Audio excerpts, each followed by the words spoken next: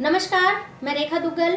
आज हम पहुंचे हैं खान मार्केट राष्ट्रीय सफाई कर्मचारी आयोग की एक होनहार सदस्य अंजना पवार जी से मिलने, कुछ खास मुद्दों पर बात करने। आज उनसे जानेंगे कि आखिर उन्होंने सफाई कर्मचारियों के लिए क्या क्या काम किए हैं और देश में कहां कहां जाकर उन्होंने सफाई कर्मचारियों को सपोर्ट किया है। आइए उनसे बात कर लेते हैं आज की खास मुलाकात में। अंजना जी, आपका बहुत बहुत स्वागत है आज की इस खास मुलाकात में। अंजना जी, सबसे पहले तो मेरा सवाल आपसे ये है कि आपने राष्ट्रीय सफाई कर्मचारी आयोग कब ज्वाइन किया और आपने क्या सोचकर इस कुर्सी पर आप पदाधिकारी बनकर बैठी हैं और क्या आपके आगे सपने हैं? नमस्कार, मैं अंजना पवार, सदस्य राष्ट्रीय सफाई कर्मचारी आयोग। आपने सवाल किया है कि आपने ये कब ज्वाइन किया, तो मैं आपको बताना चाहूँगी कि मैंने फरवरी 2021 में माननीय प्रधानमंत्री जी और राष्ट्रपति जी के आदेशानुसार इस राष्ट्रीय सफाई कर्मचारी आयोग में अपना ज्वाइन किया है। और मैं धन्यवाद देना चाहूँगी हमारे देश के प्रधानमंत्री जी, जिन्होंने अपने सर्वोच्च पद की जो शुरुआत करी थी स्वच्छ भारत मिशन से। उस शुरुआत से हमारे देश के जो सफाई कर्मचारी हैं, अनगिनत संख्या में जो सफाई कर्मचारी हैं, उन सभी सफाई कर्मचारी वर्ग का मान जो उन्होंने बढ़ाया, उसके लिए मैं धन्यवाद देना चाहूँगी। और एक मैं आपको ये भी जानकारी देना चाहूँगी कि वाल्मीकि समाज की एक महिला, मुझे उन्होंने इस सर्वोच्च पद पर बिठाकर और हमारे देश के इन स्वच्छकार भाई बंधुओं को, इन स्वच्छता सैनिकों को जो इनकी सेवा करने का जो मुझे अवसर दिया, उसके लिए मैं उनकी बहुत बहुत आभारी हूँ।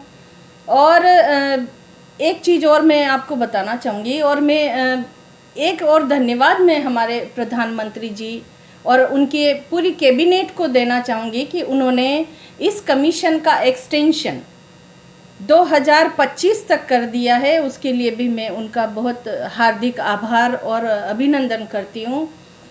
और मैं आपको एक चीज़ और जानकारी में देना चाहूँगी कि मेरी पृष्ठभूमि जो है, बैकग्राउंड जो है, वो इस समाज से है। एक छोटे से गांव से निकलकर दिल्ली तक जो मेरा सफ़र हुआ, 27 सालों से मैं जुड़ी हुई हूँ इस फील्ड में। उसके लिए उन्होंने मेरी जो इस काम की सराहना करके मुझे यहाँ भेजा, उसके लिए भी मैं बहुत उनका तहे दिल से आभार व्यक्त करती हूँ। मैडम, आपने अभी तक देश में कहाँ कहाँ का दौरा किया है सफाई कर्मचारियों की मदद के लिए? देखिए, हमारे यहाँ कमीशन में एक इस तरीके का एक नियम बना था कि सभी लोगों के बीच में स्टेट का अलॉटमेंट किया जाए ताकि वो अच्छे से काम कर सकें। तो इसके लिए जो मुझे जो स्टेट मिले हैं वो हैं गुजरात, राजस्थान, हरियाणा, पंजाब, हिमाचल प्रदेश, लेह लद्दाख, तेलंगाना, सिक्किम और मेघालय। तो इन राज्यों में अभी एक्चुअली में समय थोड़ा कम है, और जो हमारा देश देश क्या पूरा विश्व एक वैश्विक महामारी से जूझ रहा है, कोरोना से। तो उसके चलते थोड़ा सा व्यवधान काम में आ रहा है, लेकिन फिर भी मैंने अपनी तरफ से कई राज्यों का दौरा किया है। और मैं समझती हूँ कि सफाई कर्मचारियों की जो समस्याएं हैं वो ज़्यादा बड़ी नहीं हैं, बहुत ही छोटी छोटी मूलभूत समस्याएं होती हैं उनकी। उसको हम अगर अधिकारी, संबंधित जो भी अधिकारी हैं, अगर उनको दिल से सपोर्ट करें तो वो समस्याएं हल करने में कोई भी अड़चन नहीं आती है। तो कई राज्यों में मैं गई हूँ और वहाँ छोटी छोटी समस्याएं होती है। समय से सैलरी, उनको जो तनख्वाह होती है वो नहीं मिलती है। मृतक आश्रित अनुकंपा जो नियुक्तियाँ होती है, कई कई सालों से वो केस पेंडिंग होते हैं, वो उनको समय से नहीं मिलते हैं। उनकी जो जीवन भर की जो एक वो होती है ग्रेजुइटी जो कहा जाता है, जो उनको रिटायरमेंट के बाद में मिलता है, वो भी उनका पैसा सालों से अटका रहता है। कई सारी और समस्याएं हैं जो अधिकारी अपने लेवल से उसको सॉल्व कर सकते हैं। तो वो अगर जो ख़त्म नहीं हो रही है तो उनको हम निर्देशित करते हैं, मीटिंग लेते हैं हम, और अधिकारियों को ये बोल के कि इनकी ये समस्याएं आप सॉल्व करिए। और मेरा ऐसा मानना है कि मैं जहाँ भी गई हूँ वहाँ कोई ना कोई ऐसा काम था जो नहीं होना हो रहा है, वो हुआ है। आप पूछेंगे कि इनको संवैधानिक दर्जा नहीं है। जी, मेरा अगला सवाल यही था मैम कि बिल्कुल। राष्ट्रीय आयोग को जब संवैधानिक दर्जा ही नहीं है तो आप कैसे ये सब काम कर पाते तो हैं? नहीं, देखिए, वो उसी का जवाब है ये कि अगर कोई ठान लेता है करने का, अगर किसी के दिल में जज्बा है किसी की सेवा करने का या किसी के लिए कुछ करने का, तो उसमें कोई बाधाएं नहीं आती हैं।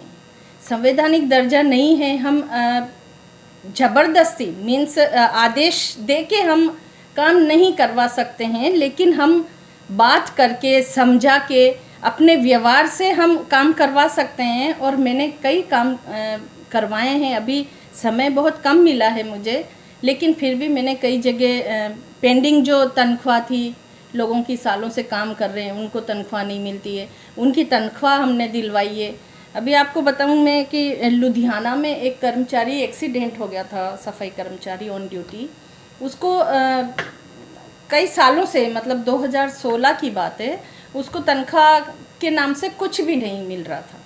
तो जब मैं गई, वो मेरे सामने आए थे, तो उनको 8,17,600 और कुछ रुपए का चेक बनवा के दे के आई हूँ। तो मैं ऐसा मानती हूँ कि काम करना है तो अधिकारी भी आपका सपोर्ट करेंगे, ऐसी बात नहीं है। ऐसा कि संवैधानिक अधिकार ना होने के बाद भी आप इतना काम कर रही हैं, अगर वो अधिकार आपको मिल जाते हैं, संवैधानिक अधिकार, तो फिर आप बहुत अच्छे तरीके से खुलकर काम कर पाएंगे। बिल्कुल, मैं बहुत अच्छे से अपना बहुत बेस्ट दे सकती हूँ। अगर आदेश अगर हो जाए हमारे सर्वोच्च नेतृत्व को और प्रधानमंत्री जी को, और सभी को ये गुजारिश करती हूँ कि जो ये अंतिम पंक्ति में जो सफाई कर्मचारी वर्ग है, इसकी समस्याएं सॉल्व करने के लिए इनको संवैधानिक, इस आयोग को संवैधानिक दर्जा दिया जाए, इसको जुडिशियल पावर दी जाए, ताकि ये उन कर्मचारियों का विशेष रूप से उनकी समस्याओं का निदान कर सके। कोरोना में डेथ होती है सफाई कर्मचारियों की और इनकी, तो उनको भी जो आर्थिक सहायताएं मिलती है वो भी हम लोगों ने कई जगह दिलाई है। जामनगर में 3 लोगों को 25-25 लाख का चेक दिया गया जिनकी कोरोना में डेथ हुई थी, आश्रितों को दिया है। और एक सबसे बड़ी हमारी जो देश की समस्या है सीवर डेथ, ऐसा मानव है जिसको अपने पेट पालने के लिए सीवर में तक उतरना पड़ता है। हमारे जो सुप्रीम कोर्ट का आदेश और 2013 का जो एक्ट बना हुआ है, उसके तहत ये होता है कि आप किसी भी कर्मचारी या किसी भी इंसान को बिना किसी साधन संसाधन के सीवर में नहीं उतार सकते हैं। अगर उसकी डेथ होती है तो उससे संबंधित जो भी जिम्मेदार व्यक्ति है वो सज़ा का पात्र होता है, उसके खिलाफ कार्रवाई होनी चाहिए। और जो आश्रित होते हैं मृतक के, उसको 10 लाख रुपए की सहायता राशि दी जाती है। तो इसी संदर्भ में, जैसे अभी मैं अहमदाबाद गुजरात में गई थी, तो वहाँ 3 सीवर डेथ हुई थी। वहाँ 3 तो हुई थी लेटेस्ट 2021 में, लेकिन 1995 में यानी 1995 में 2 डेथ हुई थी, उसका भी पैसा तक पेंडिंग था, 1 रुपया भी उन गरीब परिवार को किसी को नहीं मिला था। तो वो भी मैं दिलवा के आई हूँ। तो इसलिए मेरा ऐसा मानना है कि ऐसा नहीं है कि काम नहीं हो सकता, अगर करना चाहें तो ज़रूर होते हैं। ऐसे ही हैदराबाद में हुआ है, तो वहाँ भी बहुत मतलब मदद करिए, डबल बेडरूम उनको दिलवाया है, सरकारी नौकरियां उनको दिलवाई है। पंजाब में भी हुआ है। लेकिन मैं बस यही है कि मैं धन्यवाद देती हूँ प्रधानमंत्री जी को, जिन्होंने अपनी सोच को इस कर्मचारी वर्ग के हित के लिए बहुत ही संवेदनशील बना रखा है।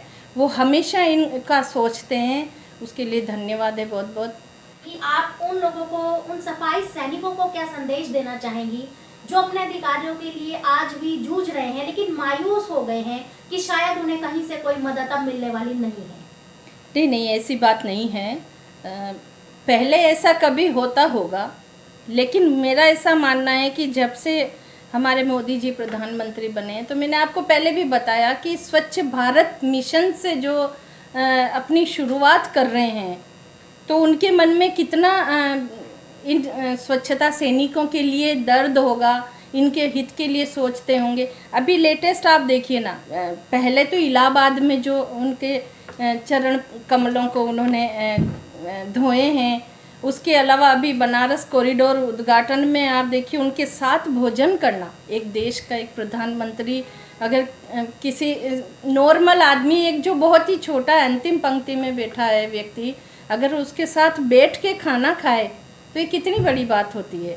तो ऐसा नहीं है, अब तो बहुत इसके लिए सरकार भी संवेदनशील है, बहुत इनके लिए सोच रहे हैं, और इसलिए मायूस होने की ज़रूरत नहीं है।